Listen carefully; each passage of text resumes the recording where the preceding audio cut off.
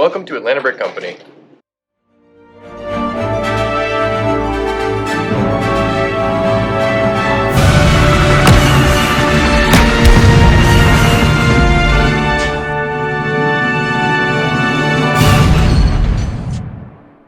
I'm assuming most people migrate towards Star Wars, Absolutely.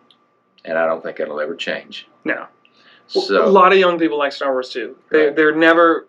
Disney will not let Star Wars die. It will never happen. We will get Star Wars forever. what's your turnover rate on Star Wars? Star Wars is the highest turnover. We've had. I apologize. I am a Star Wars idiot. I can tell you about Castle. I can tell you about Monster Fighters. I don't know much outside of the original movies. Right. I like Star Wars. I like the original 3. Yeah, I like Star Wars. I just don't know anything about the expanded universe. I've learned a lot working here. Right. I know who Ahsoka Tano is. I know that, but other than like, I don't know. But our turnover for Star Wars is the highest. Okay. After a weekend, that is the section you'll see the most holes in the restocking and stuff. We actually have a family that does most of our certified pre-owns at their house, and their basement is nothing but shelves of half-completed Star Wars sets. We give a lot of our Star Wars sets to them because they have it at their house, and they just took it upon themselves. They were the Star Wars family. Right. That's what they do. Always happy to see her when she comes in because she's bringing us completed sets. Do you know about our certified pre-owned? No, we talk about that? I want you to talk about that. Let's talk about that. Okay, so certified pre-owned is we have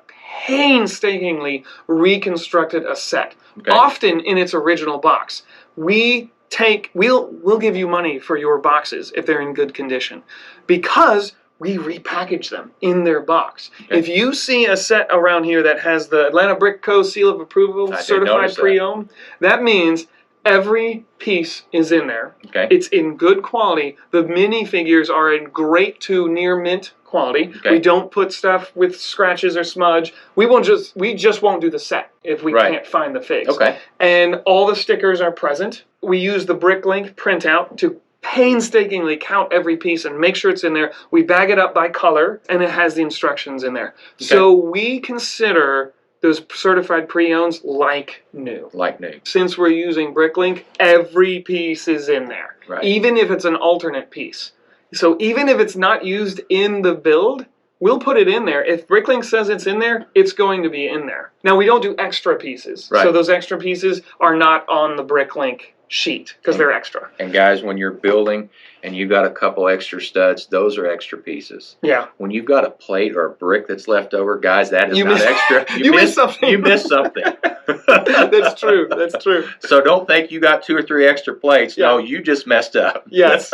Yes. So you mentioned that you were happy when that lady comes in with the sets and everything. That's one thing that I've noticed in this shop. We've been here. This is the second day. Your employees have greeted every customer that walks in. I've noticed is everybody is greeted. Hi, how are you? Does it stop there? No. How was your holiday? How was your drive?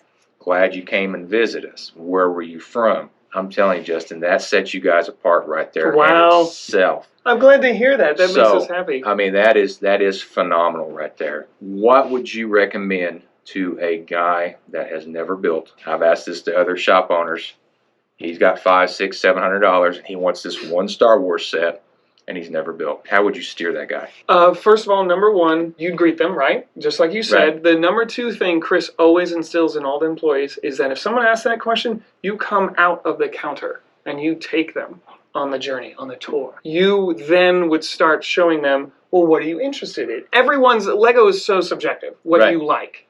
So if they want Star Wars, then you take them to the Star Wars section. Or you show them, you said $700?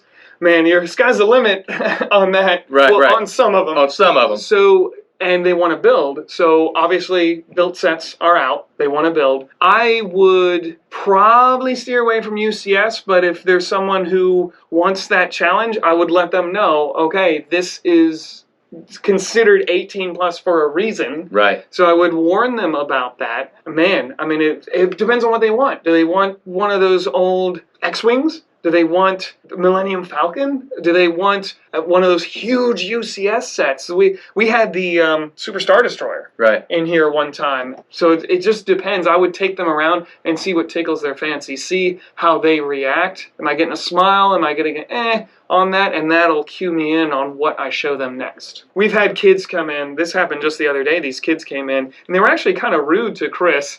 And he softly and politely put them in their place. But they had these scratched up, really rare Star Wars figures.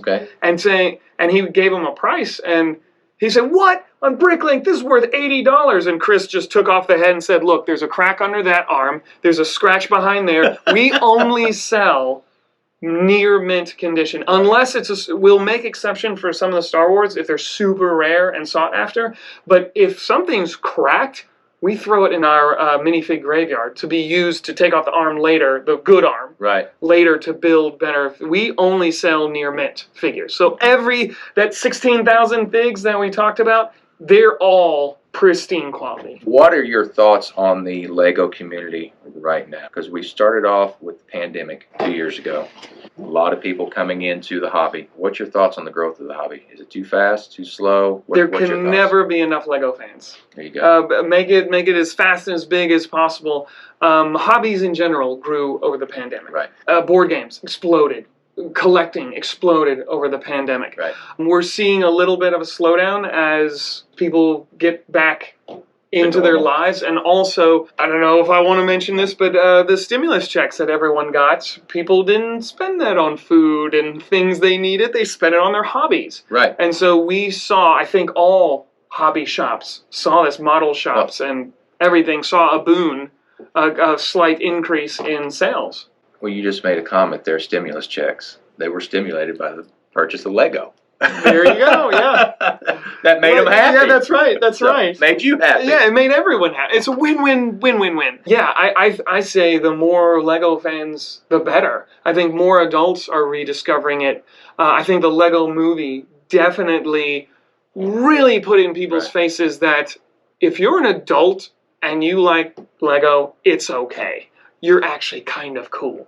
I think the Lego movie was really the beginning of AFOLs coming out of the closet a little bit. It's like, yay, I'm an AFOL. It's okay to be loud and proud and be really cool with it. I mean, those people always existed, and there were people who were championing the Lego community, adult community, but the Lego movie, I feel, really brought it out. And I say the more fans, the better. Absolutely. And you don't have to be embarrassed, if you're standing at the Walmart or Target or whatever, and you got 2 or 3 sets. And that say 4+ on it. And, are those for your granddaughter? No, those are for me. Yeah. Be proud. Exactly. Proud. Yeah, Lego's awesome. Lego's awesome, and any part is a good part because it's all in the system. We bought from the Duplo all the way up, you name it. We purchased sets in every realm, every theme. Yes, I've walked out with friend sets, so. Me too.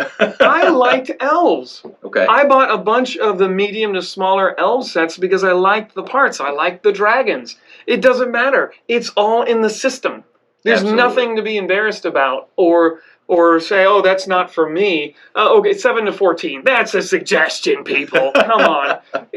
It's what you like. What you like is subjective, and no one can judge you for it when it comes to Lego. It's all positivity. It's all just creativity. You asked me a little bit about the Lego community before. I feel, especially being the YouTube guy for our store and interacting online gets a lot of bad rap for good reasons. A lot. But the Lego community is mostly positive. There's always going to be a few sour grapes, but in general, if you were to take pockets of online communities, the Lego adult community is mostly really awesome and really positive and really cool, and I love interacting with them. And that's what I've noticed. Everybody's willing to help.